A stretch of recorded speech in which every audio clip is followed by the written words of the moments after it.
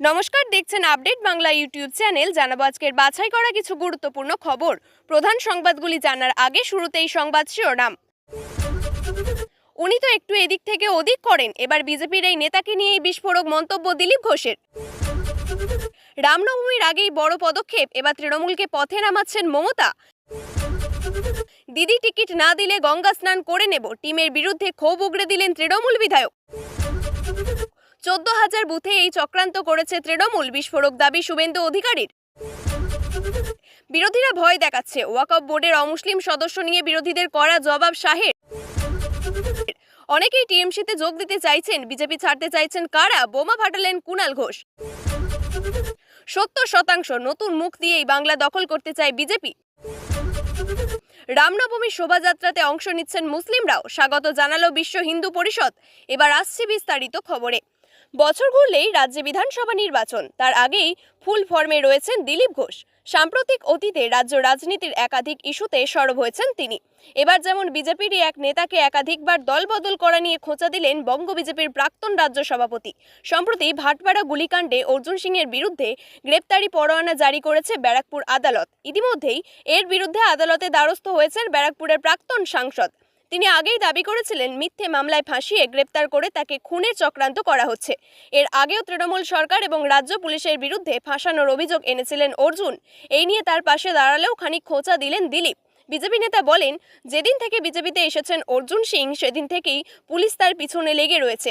একবার এসিপি 56টি গাড়ি নিয়ে ওনার বাড়িতে হামলা করেছিল। আসলে বিরোধী কাউকে থাকতে দেবে না, যার একটু শক্তি রয়েছে তাকে শেষ করার চেষ্টা। ওকে নিশানা করছে ওরা, অর্জুনকে রাজনীতি করতে দেবে না। তবে উনি লড়ে আসছেন, দল ওনার সঙ্গে রয়েছে। দিলীপ দাবি করেন, ব্যারাকপুরের প্রাক্তন সাংসদের বিরুদ্ধে শতাধিক মিথ্যে মামলা রয়েছে, সেটাই সবাই জানে।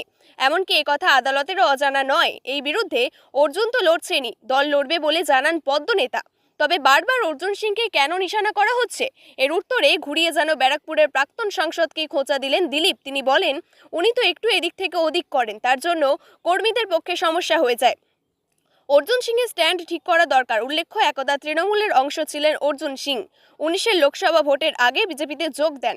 পদ্ম প্রার্থী হিসাবে ব্যারাকপুরে জয়ী হওয়ার পর আবার তৃণমূলে ফিরে আসেন। কয়েক বছর থাকার পর 24-এর লোকসভা নির্বাচনের আগে ফের গেরুয়া শিবিরে নাম লেখান তিনি। অর্জুনের একাধিকবার দলবদল নিয়েই এদিন খোঁচা দেন দিলীপ। স্ট্যান্ড ঠিক করা দরকার, স্পষ্ট বলেন বিজেপি নেতা। সামনেই রামনবমী, আর তার জন্য যখন চূড়ান্ত প্রস্তুতি নিচ্ছে হিন্দু সংগঠন এবং বিজেপি, ঠিক তার আগেই তৃণমূল কর্মীদের বড় কর্মসূচি দিলেন মমতা বন্দ্যোপাধ্যায়, যেখানে আগামী 4 এবং 5 তারিখে ওষুধের দাম বৃদ্ধি নিয়ে কেন্দ্রীয় সরকারের বিরুদ্ধে সকলকে রাস্তায় নামার নির্দেশ দিলেন তিনি। আর রামনবমীর ঠিক একদিন আগে মমতা বন্দ্যোপাধ্যায় যেভাবে নিজের দলকে রাস্তায় নামাচ্ছেন তা অত্যন্ত তাৎপর্যপূর্ণ বলেই মনে করছেন একাংশ। প্রসঙ্গত, এদিন নবান্নে সাংবাদিকদের মুখোমুখি হন রাজ্যের মুখ্যমন্ত্রী মমতা বন্দ্যোপাধ্যায়। আর সেখানেই তিনি বলেন, স্বাস্থ্য বিমাতে জিএসটি আমরা মানব না। 6 তারিখ রামনবমী রয়েছে, সবাই শান্তিপূর্ণভাবে সেটা পালন করুন। আমি সেদিন কিছুই করছি না। আগামী 4 তারিখ এবং 5 তারিখ ওষুধের দাম কেন এত বাড়ছে তার প্রতিবাদে তৃণমূল কংগ্রেসের পক্ষ থেকে প্রত্যেকটি ব্লকে এবং ওয়ার্ডে বিকেল 4টে থেকে 5টা পর্যন্ত মিছিল এবং মিটিং হবে। শিয়রে বিধানসভা ভোট, তার আগে বিস্ফোরক চুঁচুড়া তৃণমূল বিধায়ক। দিদি টিকিট না দিলে গঙ্গায় গিয়ে স্নান করবেন বলে মন্তব্য অসিত মজুমদারের। নেপথ্যে দায়ী করলেন তার টিমকেই। টিম নিয়ে কাজ করতে পারছেন না বলে মন্তব্য 3বারের তৃণমূল বিধায়কের। তার এই ভাইরাল বক্তব্য নিয়ে পরে নিজেই ব্যাখ্যা দিয়েছেন অসিত মজুমদার। তৃণমূল বিধায়ক জানিয়েছেন, এই কথাগুলো আমার দেবানন্দপুর গ্রাম পঞ্চায়েতের নেতৃত্বদের সাথে আমি কথা বলেছিলাম ভোটার লিস্ট নিয়ে। এটা দলের কথা, এটা বাইরে যাওয়ার তো কথা নয়। এটা বাইরে যদি যায় এটা তো ঠিক নয়। আমি আমার দলের সৈনিকদের উদ্বুদ্ধ করতে কিছু বলতেই পারি দলের মধ্যে। গত বিধানসভা ভোটে এই কেন্দ্রের বিজেপির লকেট চট্টোপাধ্যায়ের বিরুদ্ধে লড়েছিলেন অসিত মজুমদার। ভোটে জিতলেও কমেছিল তৃণমূলের জয়ের মার্জিন। এই প্রেক্ষাপটে সামনের বছর সেখানে আরও একটা বিধানসভা নির্বাচন। সেখানেই অসিত মজুমদারের অসন্তোষ নতুন জল্পনা সৃষ্টি করল। তৃণমূল বিধায়ক যে ব্যাখ্যাই দিন না কেন, এই নিয়ে কটাক্ষ করতে ছাড়েনি বিজেপি। বিজেপির হুগলি সাংগঠনিক জেলার সাধারণ সম্পাদক সুরেশ সাউ বলেন, বিধায়ক কোনো কাজ দিলে নাকি দলের কর্মীরা তাকে কলা দেখিয়ে দিচ্ছে। এটা আমরা বলছি না। বিধায়ক নিজে প্রকাশ্য সভায় স্বীকার করে নিচ্ছে। আজকে তিনি বলছেন যে তার দলের কর্মীরা নাকি বিজেপির কাছ থেকে টাকা নিয়ে বিক্রি হয়ে যাচ্ছে। আরে তৃণমূল দলটাই তো টাকার ওপর চলে। রাজ্যে হিন্দু ভোটারদের নাম নিয়ে ভোটার তালিকা থেকে বাদ দেওয়ার চক্রান্ত করছে তৃণমূল। এই অভিযোগ তুলে বুধবার রাজ্যের মুখ্য নির্বাচনী আধিকারিকের সঙ্গে দেখা করে স্মারকলিপি জমা দিল ভারতীয় জনতা যুব মোর্চা।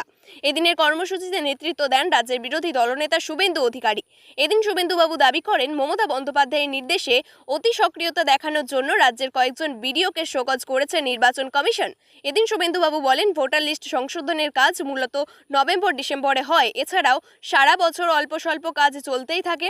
আইপ্যাককে সঙ্গে নিয়ে তৃণমূল চক্রান্ত করছে, যা 27শে ফেব্রুয়ারি 10 থেকে 12,000 চোরের সমাবেশে চোরদের নেত্রী মমতা বন্দ্যোপাধ্যায় ঘোষণা করে দিয়েছেন প্রকাশ্যে। ইয়ারোদের তিনি সরকারি আক্রমণ করেছেন। তারপর 7 লক্ষ নাম বাদ দেওয়ার আবেদন করেছে তোলামূলে রহিম শেখরা।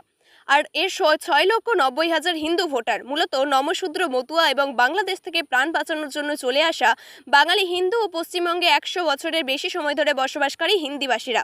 14,000 বুথকে টার্গেট করে এই খেলা খেলতে চেয়েছেন, যা হাতে নাতে ধরেছে বিজেপি। তিনি দাবি করেন যে কয়েকজন বিডিও মমতা বন্দ্যোপাধ্যায়ের সভার পর অতি সক্রিয়তা দেখিয়েছিলেন। তাদের নির্বাচন কমিশন শোকজ করেছে। অন্ধ্রপ্রদেশের জগনমোহন রেড্ডির সেবা করতে গিয়ে 3 জন জেলাশাসক সাসপেন্ড হয়েছেন। তাদের সাসপেনশন ওঠেনি, কেরিয়ার খতম। এখানে বিডিওদের দিয়ে শুরু হবে, আর পূর্ণেন্দু মাঝি, বিধান রায় এই চটিচাটা জেলা শাসকদের কাছে গিয়ে শেষ হবে, এটাও আমি বলে দিলাম। ওয়াকফ বোর্ডে অমুসলিমরা থাকলেও তারা ধর্মীয় কাজে হস্তক্ষেপ করতে পারবেন না। বিল নিয়ে আলোচনার সময় সাপ একথা জানিয়ে দিলেন কেন্দ্রীয় স্বরাষ্ট্রমন্ত্রী অমিত শাহ। তার মতে, ওয়াকফ আইন এবং ওয়াকফ বোর্ডকে দেওয়া অনুদান সঠিকভাবে ব্যবহার হচ্ছে কিনা সেটাই দেখবেন ওয়াকফ বোর্ডের অমুসলিম সদস্যরা। বিল নিয়ে আলোচনা করতে গিয়ে দীর্ঘ বক্তৃতা করেন অমিত শাহ। তার কথায় স্বচ্ছতা আনতেই পেশ করা হচ্ছে ওয়াকফ বিল। অমুসলিমরা ওয়াকফ বোর্ডের ধর্মীয় বিষয়ে হস্তক্ষেপ করবেন বলে মিথ্যা প্রচার করেছে বিরোধীরা। কেন্দ্রীয় স্বরাষ্ট্র মন্ত্রক আরও বলেন, অমুসলিম সদস্যদের কাজই হলো ওয়াকফ আইন এবং তহবিল অনুদানের উপর নজর রাখা। আইন মেনে বোর্ডের কাজকর্ম চলছে কিনা, অনুদান তহবিলের অর্থ সঠিক খাতে ব্যবহার করা হচ্ছে কিনা, এগুলো নজর রাখবেন অমুসলিম সদস্যরা। বক্তৃতা দিতে গিয়ে শাহ আরও বলেন, দেশের প্রত্যেকটি মুসলিমকে আমি আশ্বস্ত করে বলতে চাই, আপনাদের ওয়াকফে কোনো অমুসলিমকে রাখা হবে না। কিন্তু যারা বেআইনিভাবে ওয়াকফের সম্পত্তি বিক্রি করে তাদেরও পাকড়াও করবে ওয়াকফ বোর্ড। সংখ্যালঘুদের উন্নতির জন্য যে অর্থ ব্যবহার করার কথা সেটা চুরি হয়ে যাচ্ছে, সেই চুরিও রুখবে ওয়াকফ বোর্ড। বিরোধীদের এক হাত নিয়ে শাহের দাবি, এবার থেকে ওয়াকফ বোর্ডের সমস্ত হিসাব পরিষ্কারভাবে জানা যাবে। স্বচ্ছতা নিয়ে কি কারোর আপত্তি থাকতে পারে? শাহের মতে, ওয়াকফ বোর্ডে অমুসলিম সদস্য রাখা নিয়ে অহেতুক ভয় দেখাচ্ছে বিরোধীরা। বিধানসভা ভোটের আগে আরও বছর খানেক বাকি, তার আগেই নিজেদের সংগঠন আরও মজবুত করতে চাইছে প্রত্যেকটি রাজনৈতিক দল। তবে সেই আবহেই এবার একের পর এক ধাক্কা খাচ্ছে বিজেপি। সম্প্রতি গেরুয়া শিবির ছেড়ে তৃণমূলে নাম লিখিয়েছেন হলদিয়ার বিধায়ক তাপসী মণ্ডল। তার রেশ কাটতে না কাটতেই বেসুরো আর এক পদ্ম বিধায়ক কুণাল ফের বলেন, 21-এ বলেছিল আবকি বার 200 পার, যদি মাত্র 77টি আসন বিজেপি থেমে গিয়েছিল। 24-এ বলেছিল 30-এর বেশি আসন পাবে। দেখা গেল আসন সংখ্যা 18-তে কমে 12 হয়ে গিয়েছে। বিধানসভা নির্বাচনের দিন যত এগিয়ে আসবে ততই ওরা 60 থেকে 50, 50 থেকে 40 হয়ে যাবে। এর উৎপাদন মাত্র সর্বত্র দেখাচ্ছে তৃণমূল নেতা দাবি করেন, বিজেপি বিধায়কদের দলের অন্দরই বিরক্ত, অসন্তোষ দেখা দিচ্ছে। তাদের নিজেদের মধ্যেই দূরত্ব বৃদ্ধি পাচ্ছে। এরা অনেকেই তৃণমূল কংগ্রেসে যোগ দিতে চাইছেন বলে দাবি কুণালের। যদিও বিজেপি বিধায়ক শঙ্কর ঘোষ এই জল্পনা খারিজ করে দিয়েছেন। তিনি পাল্টা দাবি করেন, তৃণমূল থেকেই বিধায়করা দলবদল করার জন্য মুখিয়ে আছেন। উল্লেখ্য, ভোটের আগে দলবদল একেবারেই নতুন কিছু নয়। বঙ্গ বিজেপির পর বহু হেভিওয়েট নির্বাচনের প্রাক্কালে অন্য শিবিরের নাম লিখিয়েছেন। এমতো অবস্থায় কুণাল ঘোষ দাবি করলেন, বিজেপির অনেকেই তৃণমূলে যোগ দিতে চাইছেন। যদিও সেই দাবি শটান খারিজ করে পদ্ম বিধায়ক শঙ্কর দাবি করেন, তৃণমূলের বিধায়করাই দলবদলের জন্য মুখিয়ে আছেন। দলের সাংগঠনিক নির্বাচন শেষ করার পথে আরও এক কদম এগোলো রাজ্য বিজেপি। দলের 8টি সাংগঠনিক জেলার সভাপতির নাম ঘোষণা করল পদ্ম শিবির। এই 8টি সাংগঠনিক জেলার সভাপতিদের মধ্যে একজন শুধুই পুরনো মুখ রইলেন। বীরভূম জেলার বিজেপি সভাপতি পদে বহাল থাকলেন ধ্রুব সাহা। বাকি 7টা সাংগঠনিক জেলার দায়িত্বে নতুনদের আনা হলো। বুধবার 8টি সাংগঠনিক জেলার সভাপতির নাম ঘোষণা করল বিজেপি। তার মধ্যে শুধু বীরভূমে ফের সভাপতি হলেন ধ্রুব সাহা।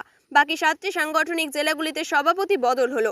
বিজেপি সিদ্ধান্ত নিয়েছিল, কোনো বিধায়ক সাংসদ জেলা সভাপতি পদে থাকবেন না। সেই মতো একাধিক বিধায়ককে সভাপতি পদ থেকে সরানো হলো। বিষ্ণুপুর সাংগঠনিক জেলায় সভাপতি ছিলেন অমরনাথ শাখা। আলিপুরদুয়ার জেলার সভাপতি ছিলেন মনোজ টিগ্গা। তাদের পদ থেকে সরানো হলো। আলিপুরদুয়ারে বিজেপির জেলা সভাপতি হলেন মিঠু দাস। বহরমপুর সাংগঠনিক জেলায় মলয় মহাজনকে সভাপতি করা হয়। ডায়মন্ড হারবার সাংগঠনিক জেলার দায়িত্ব পেলেন সোমা ঘোষ। হাওড়া গ্রামীণ জেলা সভাপতি হলেন দেবাশিস সামন্ত। মেদিনীপুর সাংগঠনিক জেলার সভাপতি হলেন সমিত কুমার মণ্ডল, বিষ্ণুপুর সাংগঠনিক জেলার দায়িত্ব পেলেন সুজিত অগাস্তি এবং বোলপুর সাংগঠনিক জেলার সভাপতি হলেন শ্যামাপদ মণ্ডল। এই 8 জনকে ধরলে 33টি সাংগঠনিক জেলার সভাপতির নাম ঘোষণা করা হয়েছে। এর মধ্যে 9 জন পুরনো মুখ এবং জেলা সভাপতি পদে নতুন মুখ 24 জন, অর্থাৎ 70% বেশি নতুন মুখ। এর আগে 25টি সাংগঠনিক জেলায় যে 17 জন নতুন মুখ ঘোষণা করা হয়েছে তার মধ্যে আরামবাগের সাংগঠনিক জেলা বিধায়ক বিমান ঘোষের জায়গায় জেলা সভাপতি হয়েছেন সুশান্ত বেরা। তমলুক সাংগঠনিক জেলার দায়িত্ব পেয়েছেন মলয় সিংহ। কাঁথি সাংগঠনিক জেলার অরূপ কুমার দাসের বদলে জেলা সভাপতি হয়েছেন সোমনাথ রায়। জলপাইগুড়িতে বাপি গোস্বামীর জায়গায় শ্যামল রায়কে দায়িত্ব দেওয়া হয়েছে। মালদহ উত্তরে উজ্জ্বল দত্তর জায়গায় দায়িত্ব পেয়েছেন প্রতাপ সিং। এখনো 10টি সাংগঠনিক জেলায় সভাপতির নাম ঘোষণা করেনি বিজেপি। ওই জেলাগুলিতে কবে নাম ঘোষণা হবে সেটাই এখন দেখার। রাজনীতির কারবারিরা বলছেন 33টি সাংগঠনিক জেলার সভাপতি পদে বেশিরভাগই নতুন মুখ, সেক্ষেত্রে বাকি 10টি সাংগঠনিক জেলায় নতুন মুখের সম্ভাবনাই বেশি। 26এর নির্বাচনে জেলায় জেলায় নতুন মুখদের নেতৃত্বই কি বাজিমাত করতে চাইছে বিজেপি? শুরু হয়েছে জল্পনা। মোথাবাড়ির অশান্তির পরে সম্প্রতি বার্তা দিতে অন্যান্য নজির মুসলিম সম্প্রদায়ের রামনবমীর শোভাযাত্রায় অংশ নিচ্ছেন মুসলিমরাও। একই সঙ্গে মিছিলে অংশগ্রহণকারীদের জন্য করছেন জল শরবতের ব্যবস্থা, করাবেন মিষ্টি মুখ। আটকোশী মুসলিম কমিটির তরফ থেকে এই আশাতেই তা নিয়ে শুরু হয়ে গিয়েছে চর্চা। আটকোশী মুসলিম কমিটির সম্পাদক আসিফ হোসেন বলছেন, আমাদের মালদহের মাটি সম্প্রীতির মাটি, এখানে কোনো সাম্প্রদায়িক শক্তি দানা বাঁধতে পারবে না। এই বিষয়ে আমরা নিশ্চিত। আমাদের কমিটির তরফে প্রতি বছরই রামনবমীর মিছিলে অংশগ্রহণ করা হয়, মিছিলে এগিয়ে নিয়ে যেতে সাহায্য করা হয়। এই বছরও আমরা করব। অন্যদিকে বিশ্ব হিন্দু পরিষদের তরফে সাফ জানানো হয়েছে, মুসলিমরাও এই শোভাযাত্রায় সাদরে অংশ নিতে পারে। বিশ্ব হিন্দু পরিষদের মালদহ শাখার সম্পাদক তাপসী শুকুল বলেছেন, রাম কি কারোর একার? সব লোকই আসতে পারে। রামনবমী উদযাপন কমিটির অসম্পাদক কাজল গোস্বামী বলেছেন, আমরা সব নিয়ম মেনেই মিছিল করছি। আমাদের জেলায় মোথাবাড়ির ঘটনাকে কেন্দ্র করে বিক্ষিপ্ত বিচ্ছিন্ন উত্তেজনা তৈরির চেষ্টা করছে, তাদের কোনো প্রভাব আমাদের উপর পড়েনি, পড়বে না। আমাদের প্রতি সকল ধর্মের সকল বর্ণের মানুষের সমর্থন থাকে, এবারেও থাকবে। প্রিয় দর্শক, নিয়মিত সঠিক খবরগুলি সঠিক টাইমে পেতে সাবস্ক্রাইব করুন আপডেট বাংলা চ্যানেলটিকে। ধন্যবাদ।